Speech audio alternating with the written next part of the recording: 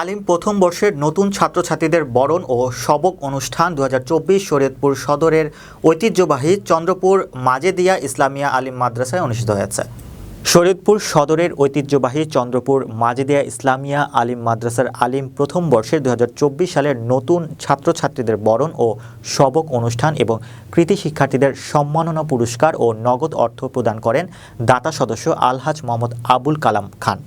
সবক ও মোনাজাত পরিচালনা করেন জাজিরা শামসুল উলুম কামিল মাদ্রাসার অধ্যক্ষ মাওলানা আব্দুর রব হাশিমি। সভাপতিত্ব করেন আলহাজ মোহাম্মদ ইউসুফ আলী ঢালি।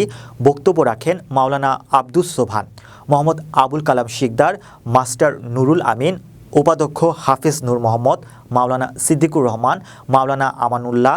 সার্বিক পরিচালনা করেন মাওলানা আবুল বাশার সাহেব, অধ্যক্ষ চন্দ্রপুর মাজেদিয়া ইসলামিয়া আলিম মাদ্রাসা। এবং 100 করে 100 ভাগে যারা মাতার শক্তির সাথে মদের সাথে কোনো জড়িত, যিনি আমাদেরকে 18,000 মাখলুকাতের মধ্যে সৃষ্টির সেরা জীব হিসাবে সৃষ্টি করেছেন। আমি সাথে কৃতজ্ঞতা জানাচ্ছি সেই 1400 বছর আগের সে আদর্শবান ব্যক্তির, যার ছেড়ে আমরা এই সুন্দর পৃথিবীতে আসার মতো সুযোগ পেয়েছি। সম্মানিত হাজিরিন, আজ ঐতিহ্যবাহী চন্দ্রপুর মাজেদিয়া ইসলামিয়া আলিম মাদ্রাসার 2024-25 সেশনে আজকে আলেম প্রথম বর্ষে যারা ভর্তি হয়েছে তাদের আজকে তাদের নতুন সবক অনুষ্ঠান এবং তাদেরকে বরণ করার জন্য আমরা আজকে হাজির হয়েছি আমাদের এই আজকের আয়োজন। আজকে এখন এই যারা আলেম পরীক্ষায় A+ পেয়েছে তাদের মাঝে পুরস্কার দিতেছে আমাদের অত্র মাদ্রাসার সম্মানিত সভাপতি।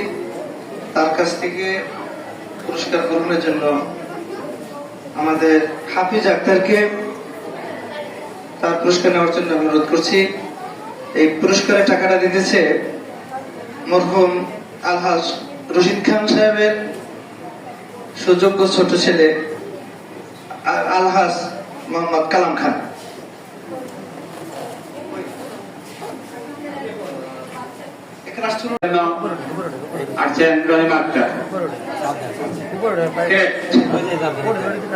এবার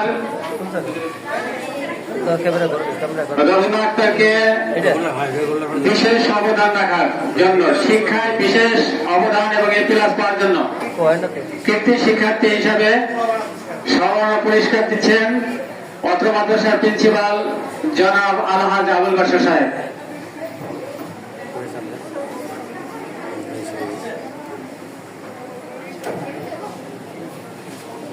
এখন